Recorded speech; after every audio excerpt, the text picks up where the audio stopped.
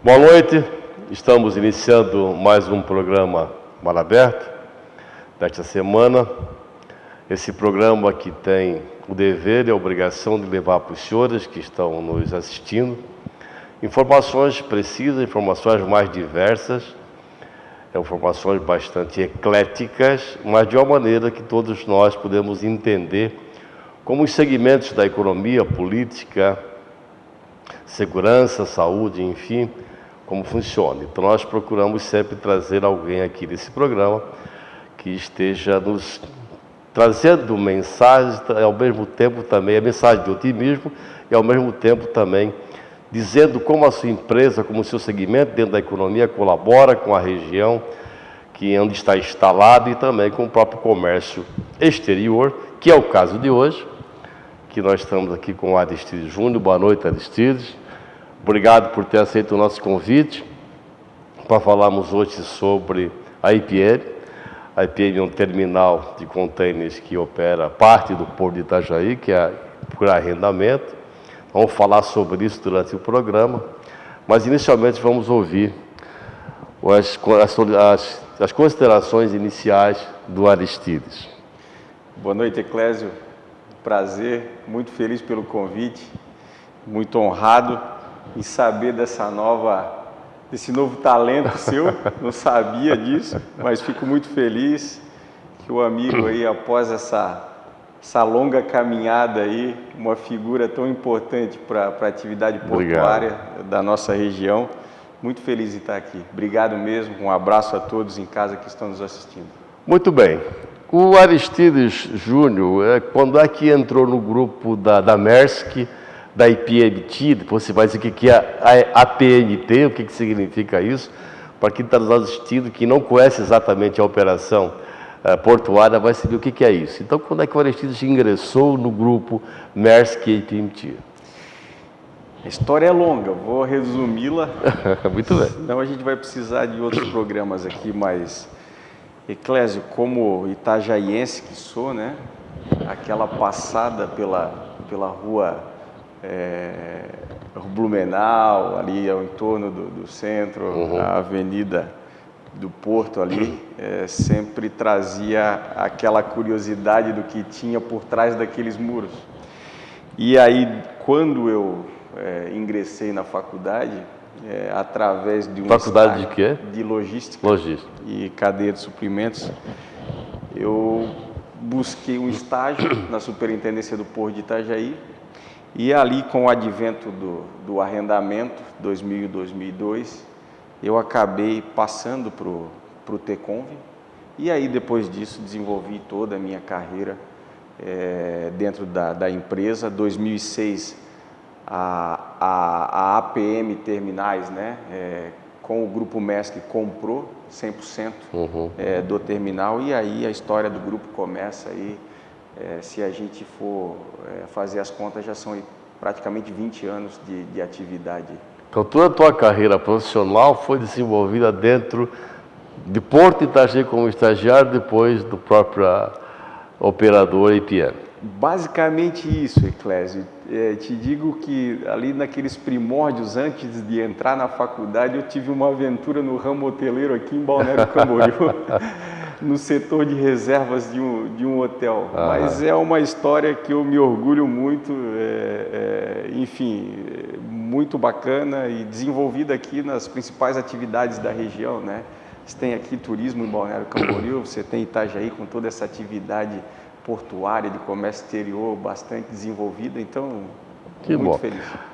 E eu também não fui muito diferente, porque eu sempre ligado à questão do mar. Eu comecei a minha atividade profissional muito cedo também, aqui em Itajaí. Eu não sou de Itajaí, não sou de Itajaí, sou de Camboriú, de fato, né? Moro em Itajaí há muitos anos. Mas comecei com a pesca e depois passei para a navegação de cabotagem, né, que tem hoje muito mais desenvolvida. Então, desses 40 e tantos anos aqui de Beira de Cate, que se chama, também foi trabalhado lá no Porto de Itajaí. Muito bem, e a IPM tem terminais espalhados pelo mundo todo, né? Tem Itajaí, que é uma parte arrendada, depois vamos falar um pouquinho sobre essa diferença, talvez entre arrendamento, concessão, enfim.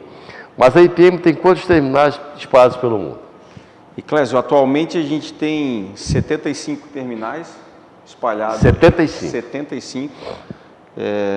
Nós só não temos terminais ainda operando na Oceania, mas nos demais continentes nós temos 75 terminais.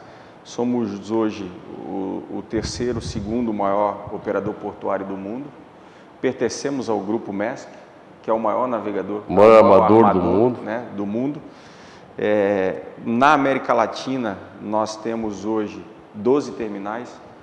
Destes 12 terminais, temos 2 100% APM Terminals, que é Itajaí 100%, basicamente 50% da área do porto APM Terminais, 50% ainda público, fora do arrendamento, mas somente nós, como operadores portuários no Porto de Itajaí, praticamente desde 2008, né?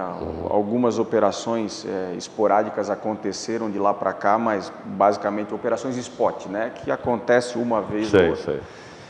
Santos, a gente tem 50% do terminal do BTP, que é o maior terminal da América Latina. BTP é Brasil Terminais Portuários.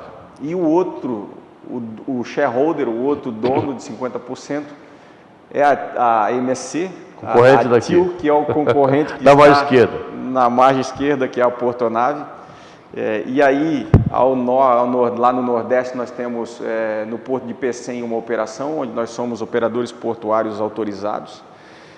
E nós temos aqui também, com o advento da aquisição da Hamburg Süd pela Maersk, no final de 2017 para 2018, uma transação aí bilionária que envolveu aí a aquisição da Hamburg Süd, a gente acabou também ganhando, né, 30% das ações de Itapoá. Então, a gente tem bastante relevância no país também, na América Latina também, com 12 terminais. Então seria Itajaí, Pecém próprio, de 100%. Exato. Itapoá tem 30% e o BTP e Santos 50%. 50%. E Itapoá também, mas tem a utilização do terminal é mais do que 30%.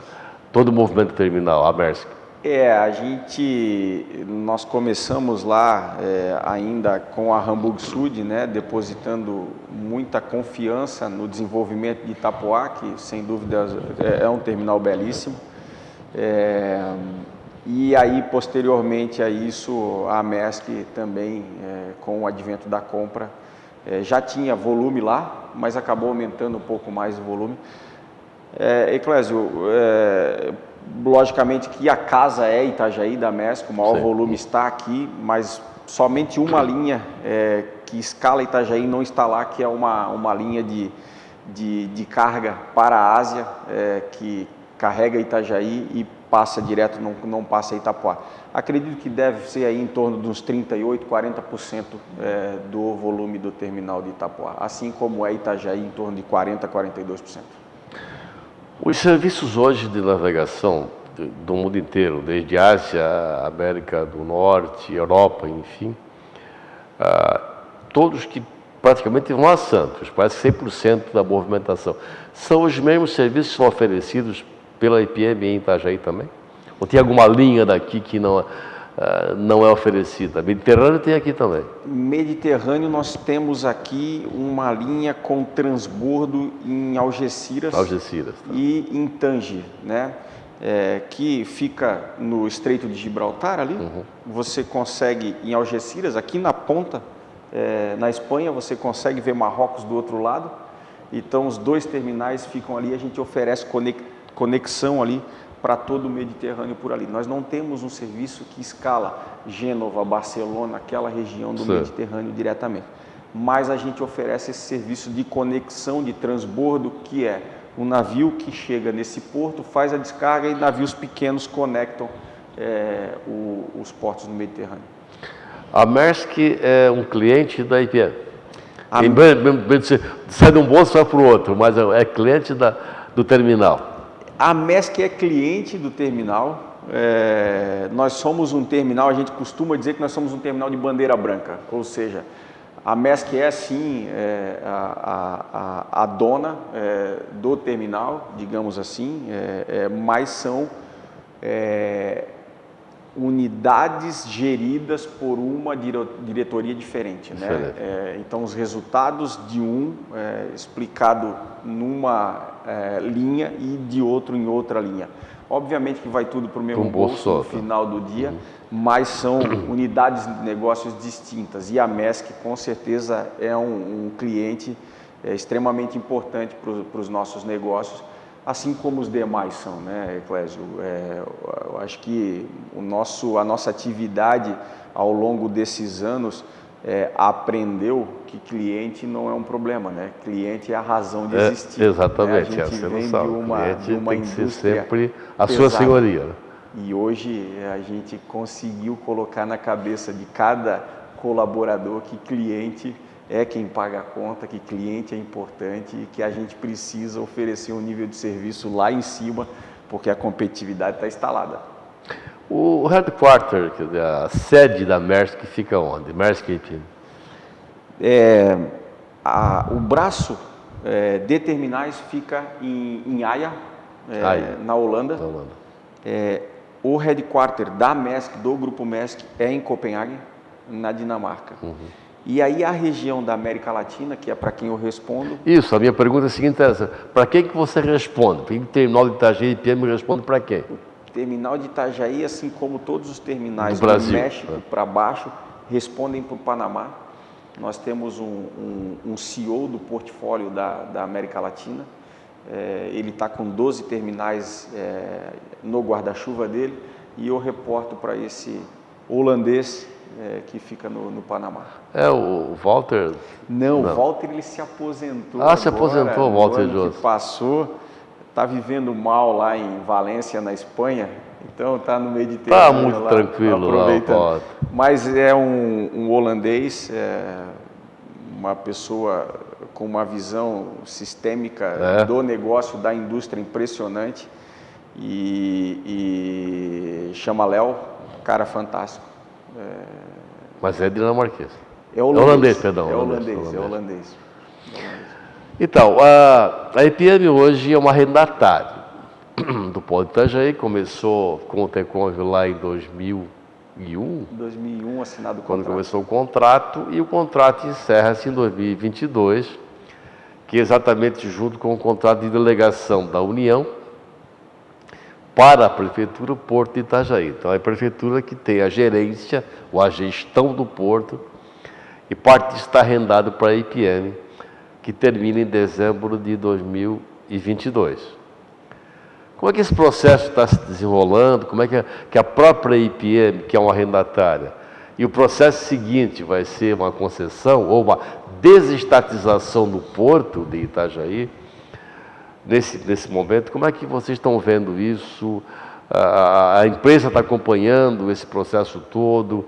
Há interesse nessa desestatização? Como é que isso está funcionando? Conta-nos um pouco para nós saber como é que isso vai acontecer. Eclésio, uma pergunta muito boa, por sinal, e que ela precisa de muitas respostas, na verdade, né?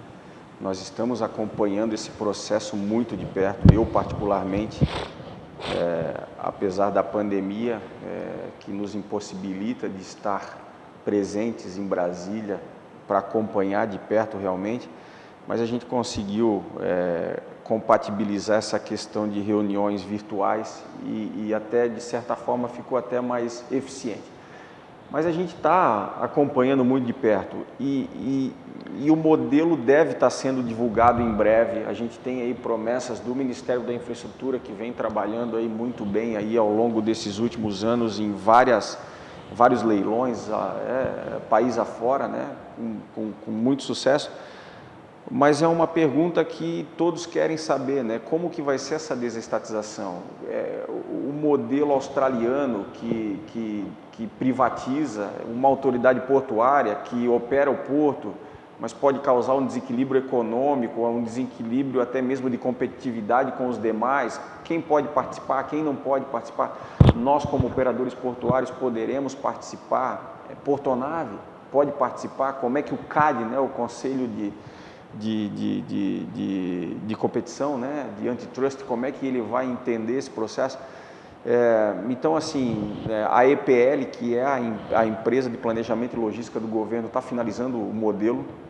A gente espera que aí no final, na metade do mês de abril, amanhã nós temos uma audiência, inclusive, com o ministro da Infraestrutura, o Tarcísio, para tentar entender como é que vai esse modelo, porque a gente precisa decidir, né? Nós estamos atrasados, na verdade, né, Eclésio? Nós já deveríamos estar em 2021 com um vencedor divulgado, já anunciado ao mercado, porque isso gera muita incerteza para o nosso cliente, gera incerteza para o nosso negócio. Você tem acompanhado que a gente tentou estender o nosso contrato com o advento da 12815, muitas coisas mudaram no marco regulatório, o que poderia permitir a nossa extensão por meios de um estudo de viabilidade técnica, ambiental e econômica. Nós tínhamos 200 milhões de reais para ser investido no terminal, para modernizar o terminal, porque você sabe que a gente tem aqui Portonave, um belíssimo terminal, você tem Itapoá logo aqui na frente, outro belíssimo terminal, você tem Ibituba, menos competitivo, mas compete conosco também, e até mesmo São Francisco e o Paraná também com o TCP. Então a gente está um pouco atrás em matéria de infraestrutura, por conta dessas burocracias que a gente não consegue desenrolar. Nós estamos acompanhando com muita preocupação esse processo. A gente acredita que nós precisamos tentar antecipar ainda para o final de 2021 para tentar ganhar tempo e, se formos felizes no nosso estudo de caso, conseguir a concessão aí ou fazer parte dessa desestatização, privatização, que a gente não sabe exatamente o que será. Nós vamos continuar falando sobre esse assunto no próximo bloco. Nós vamos agora para o intervalo comercial e voltamos em seguida.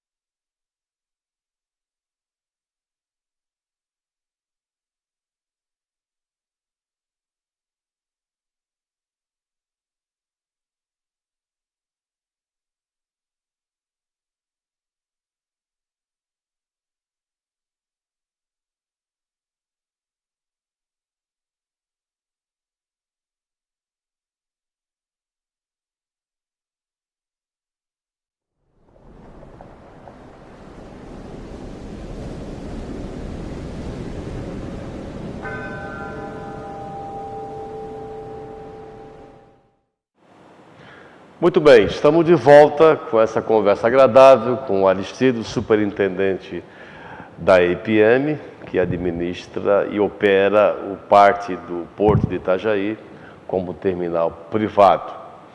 E nós estamos conversando sobre exatamente essa problemática que estamos pela frente, que é a desestatização do Porto. Isso está sendo discutido, inclusive foi criada uma comissão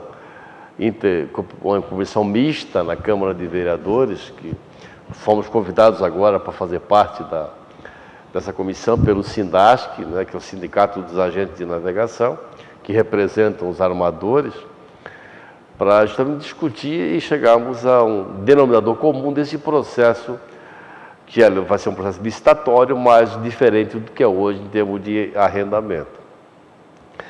E o tempo está passando, né, Aristides? Isso é preocupante, porque há contratos que têm que ser cumpridos, contratos por vencer antes desse prazo, e no dia 31 de dezembro de 2022, esse contrato se encerra.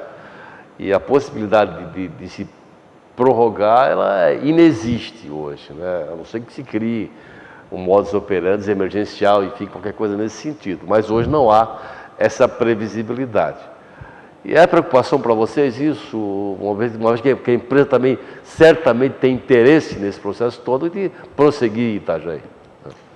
Clésio, a gente acredita muito em Itajaí, né? Itajaí é um porto extremamente relevante para a economia de Santa Catarina, para a economia da cidade.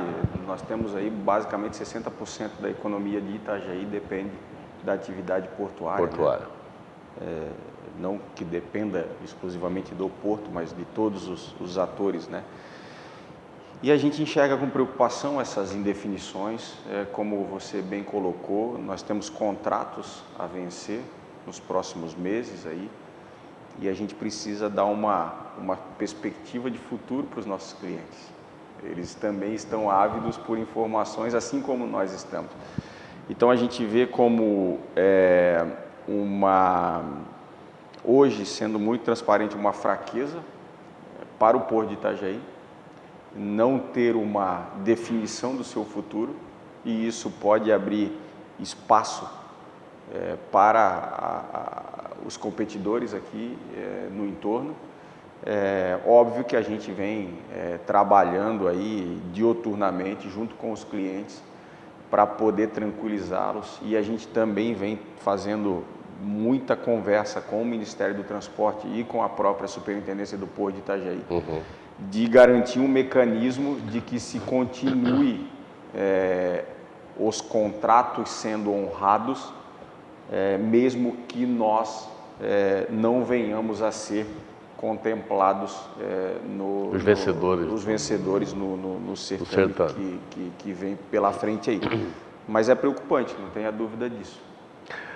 Isso é preocupante sim, porque na navegação, principalmente nesses armadores, que todos que são armadores estrangeiros, grandes players do mercado mundial, do comércio internacional, você não muda uma linha de navegação, um serviço de navegação de um dia para a noite.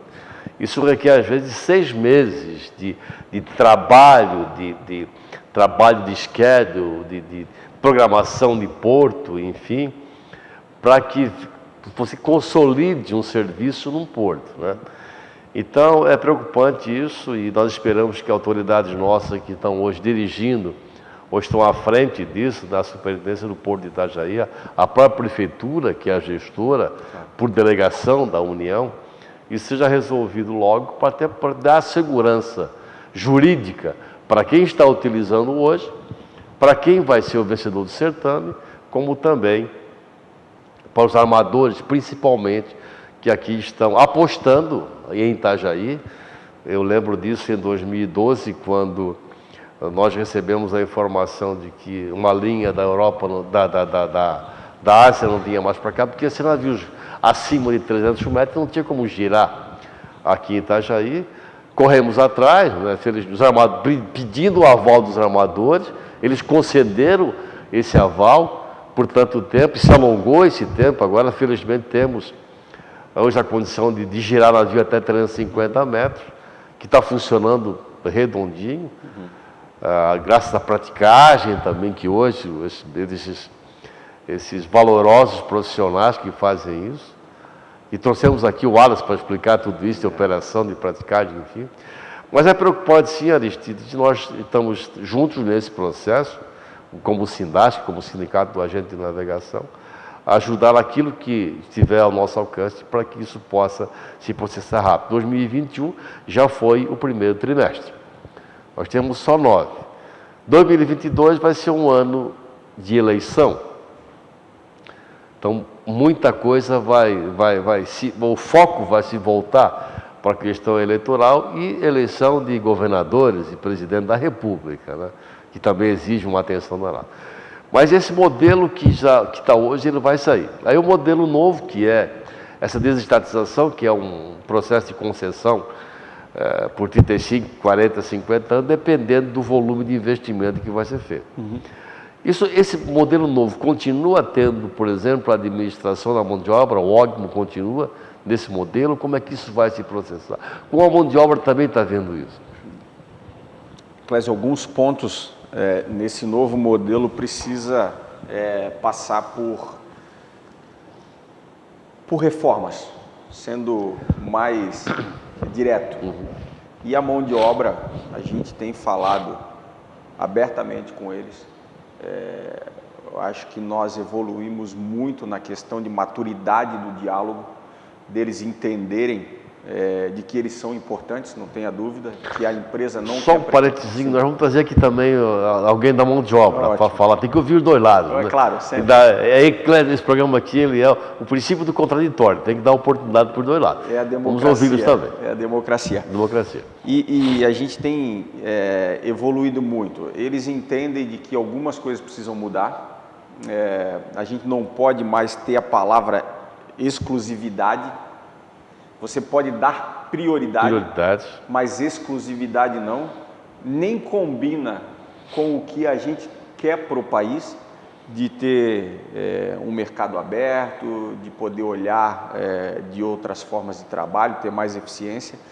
E a gente tem trabalhado com eles para encontrar um modelo. Obviamente que o modelo precisa ser diferente. Não dá para ser um modelo onde você tenha que dar preferência para um determinado grupo de pessoas. E aqui, sendo muito transparente da forma que a gente sempre foi, faz parte dos nossos valores como empresa, mas faz parte também dos valores que eu acredito como executivo, como diretor da empresa, de que a gente não quer precarizar em absolutamente nada a mão de obra. A mão de obra tem seu valor histórico para a cidade, eles são sim extremamente competentes, sim, sem dúvida nenhuma. Mas a gente precisa obviamente ter aí um equilíbrio do mercado, sem dúvida.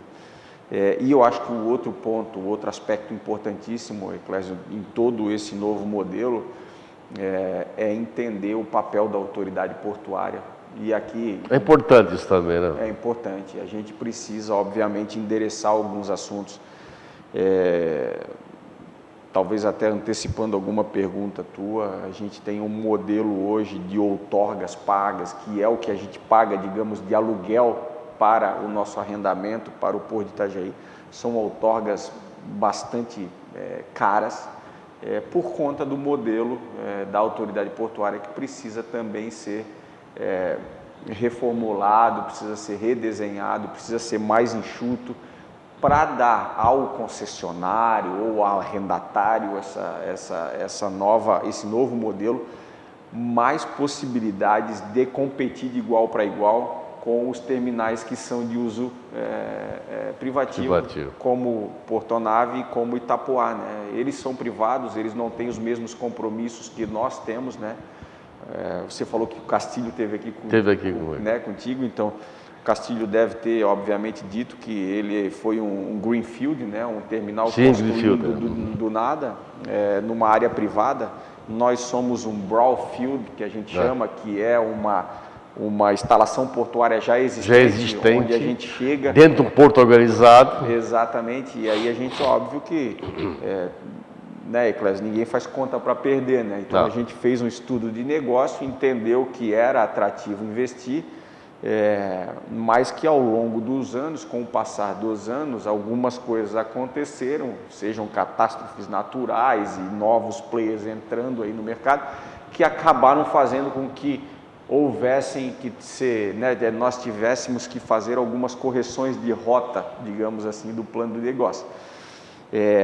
Mas, novamente, assim, para deixar claro, nós gostaríamos muito de continuar, logicamente que olhando o modelo primeiro para que a gente possa ser competitivo. A gente quer oferecer um serviço de qualidade para os nossos clientes. Itajaí precisa se preparar um pouco mais na questão de infraestrutura. Mas dependendo do modelo, a IPM continua com interesse em participar do certame. Hoje nós temos em Itajaí somente um operador portuário, que as operações nossas são quase 100% de container. Eventualmente automóvel, que ano passado teve alguma coisa, mas também deixou de se movimentar por algumas razões também, logística e tudo mais. Mas existe ainda o órgão, que é o órgão gestor da mão de obra, que hoje está exatamente só um pagando a conta. Isso tem um custo, e acredito que é um custo que não seja tão baixo assim, que administra a mão de obra e tem um custo elevado para isso. Se tivesse outros operadores que para dividir essa conta, sim, mas não é o caso. Então, o Brasil tem que pensar nisso também, sabe? Esse composto de uma legislação tem que pensar em algumas características. Por exemplo, a praticagem de Itajaí não é a mesma praticagem de São Francisco, que é diferente de Imbituba, que é diferente de Santos, enfim. Então, tem uma espiga dorsal sim, mas algumas características do porto em si, eu acho que elas precisam ser respeitadas e as leis precisam ser flexíveis para isso. Então, nesse caso, um ógmo, aqui ele é oneroso. Onde pode ser uma solução, aqui passa a ser um problema, porque eu também não sei hoje como é que está isso, não tenho mais conversado muito mais com a mão de obra, que nossos CAPs tiveram, as reuniões dos CAPs acabaram, lá era um fórum que se discutia essa questão toda. Hoje eu não sei mais até se a mão de obra ainda, ela apoia ou não apoia o ógmo, eu não sei como é que está isso hoje. Eu acho que é um ponto extremamente importante e uma discussão, novamente, precisa ter maturidade para discutir isso, Sim. né, Eclésio? Porque é uma atividade centenária, então existem muitos usos e costumes que precisam ser enfrentados. E você precisa trazer as discussões para as características locais. Exatamente isso. Como você falou. Itajaí é diferente de Paranaguá, que é diferente de São Francisco do Sul. Exato. Em São Francisco do Sul você tem vários operadores portuários, em Paranaguá você tem vários operadores portuários, e em Itajaí nós somos o único e nós temos toda a estrutura do ógmo que é pesada sim. Você tem que desenvolver as pessoas, você tem que treinar as pessoas, você tem exames periódicos para fazer 2 vezes por ano, você tem toda a parte de EPI, de treinamento em segurança, que a gente tem como valor número 1 da empresa a segurança das nossas pessoas.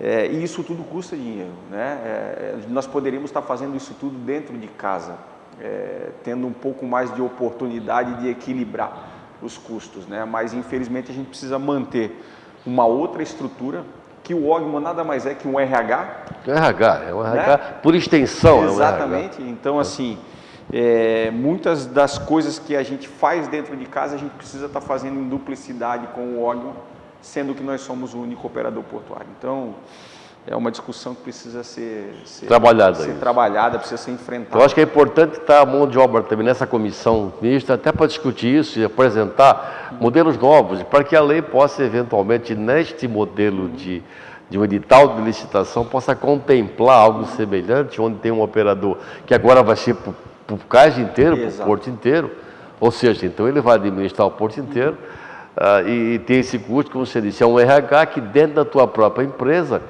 pode estar suprindo e deverá suprir os EPIs todos, com toda a segurança, claro, mas com um custo muito bem reduzido em relação à estrutura do ógmo hoje. Mas, enfim, é um assunto que já jogamos para a mídia para ser discutido, para trazer para a mesa para discutir. Muito bem, vamos agora um pouquinho falar de bacia de evolução. Hoje os navios estão crescendo, os amadores estão apostando em navios maiores para reduzir também a quantidade de viagens e levar mais cargas. Navios gigantes como 400 metros, né, aquele navio agora que acabou encalhando no canal de Suez. Mas, por outro lado, os portos também precisam ir se adaptando para receber esses navios. Nem todos os portos brasileiros, eu não sei hoje se tem algum, eu acredito que não possa receber um navio de 400 metros de comprimento com 59 de boca. Acho que não tem nenhum porto hoje no Brasil que consiga receber um navio dessa envergadura. Mas os armadores estão apostando nisso. Esses navios continuam tendo navios menores para fazer postos mais intermediários. Mas o 367 já é um navio gigante para nós aqui.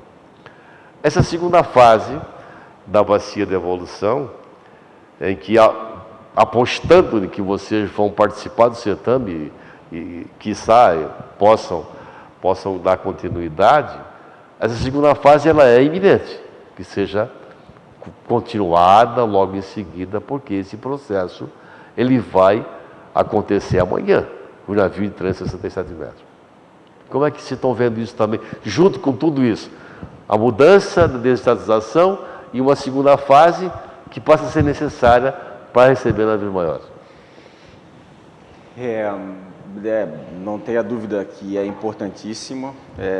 Nós não podemos dormir no ponto. Nós já corremos alguns riscos. Em 2012 você pontuou aqui, a gente recuperou os 45 do segundo tempo. nós conseguimos dar um passo importantíssimo e nós fomos o primeiro porto, né, o Complexo Portuário do Itajaí foi o primeiro a receber um navio de 350 metros. Foi. Nós somos o primeiro na costa leste da América Latina, né, a receber um navio de 350 metros. A nossa bacia de evolução precisa continuar. Os navios vão ficar maiores, os armadores têm ambição de se tornar mais eficientes, de ter ganho de escalas. Os terminais precisam se preparar em termos de acessibilidade marítima, acessibilidade terrestre também e investimento, Eclésio, em equipamentos. Pouquíssimos portos no Brasil estão prontos também, além da acessibilidade marítima, canal de acesso, bacia de evolução, mais equipamentos para operar esses... Isso é um trinômio. Acessibilidade marítima, os equipamentos em porto, no cais, acostágio e a acessibilidade também rodoviária. Exatamente. Você traz um bichão desse de 400 metros...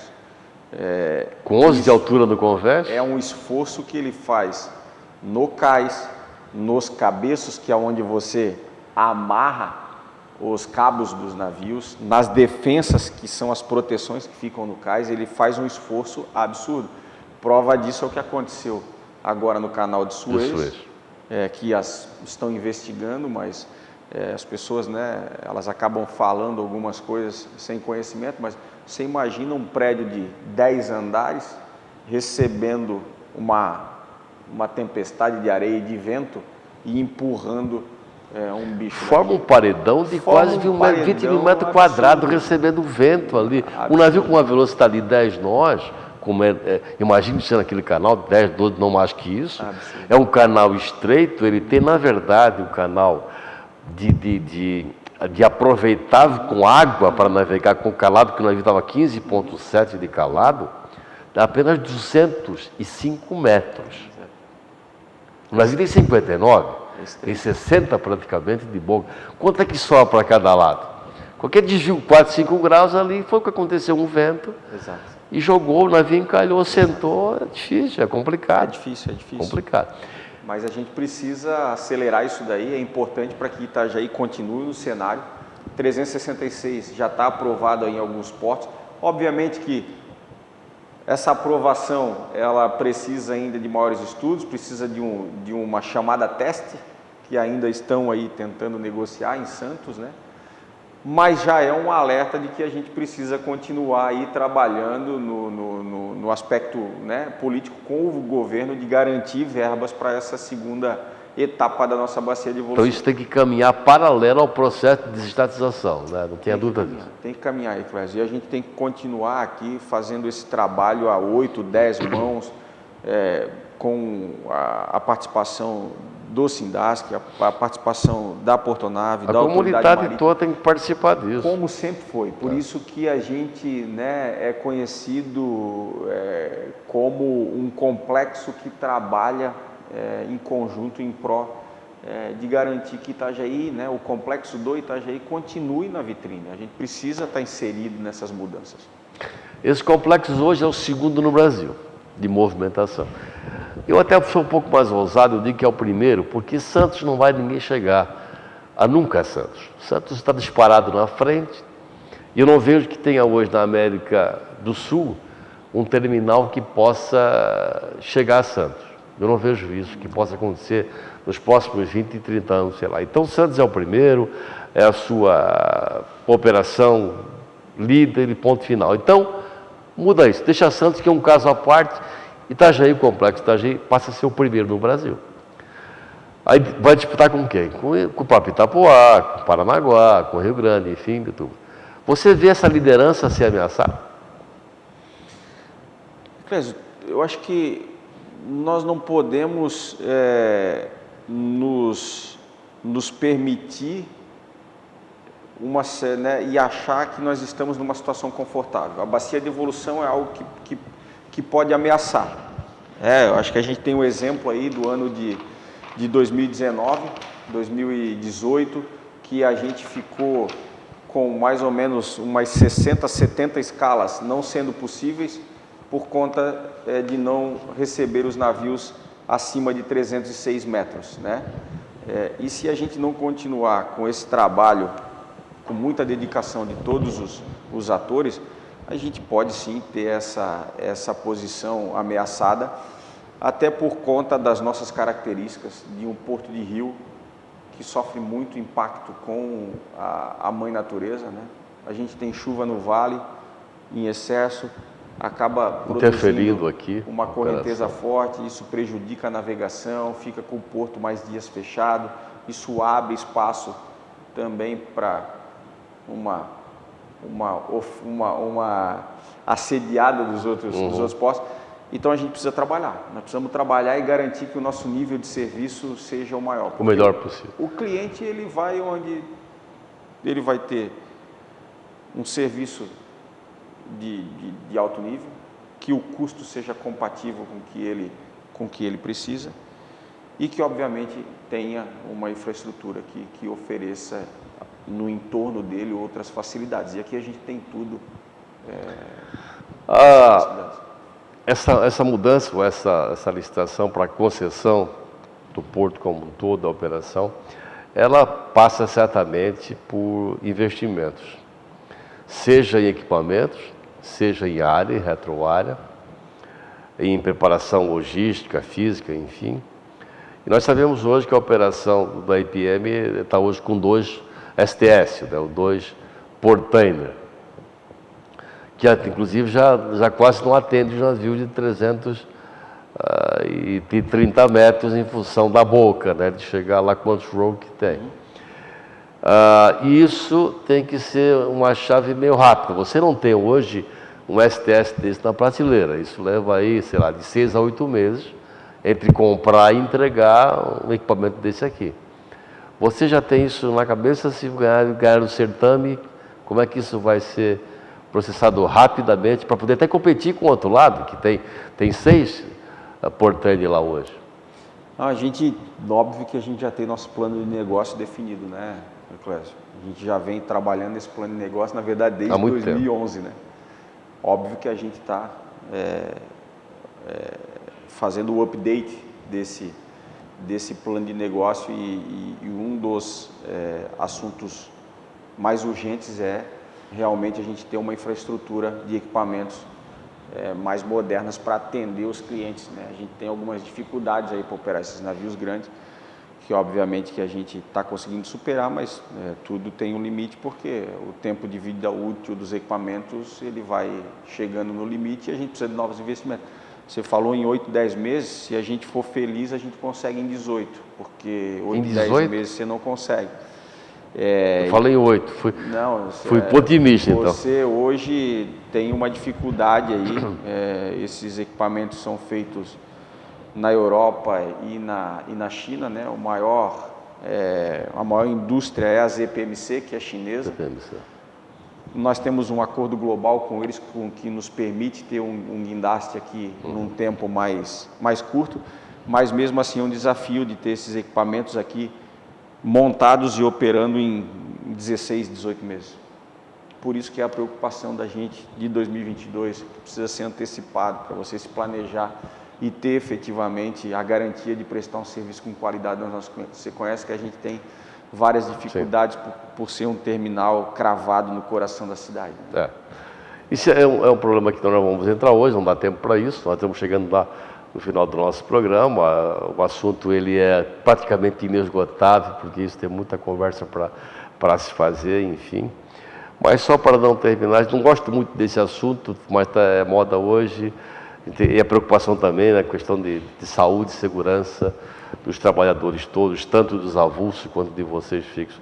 Como é que está sendo tratado isso, essa pandemia hoje dentro de um trabalho desse, que exige mão de obra, está lá junto, o distanciamento fica difícil por causa da operação, enfim, como é que vocês conseguiram administrar isso?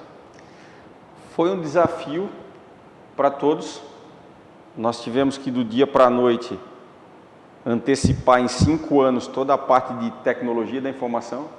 Hoje nós temos praticamente 90% das pessoas da administrativo trabalhando home office em casa.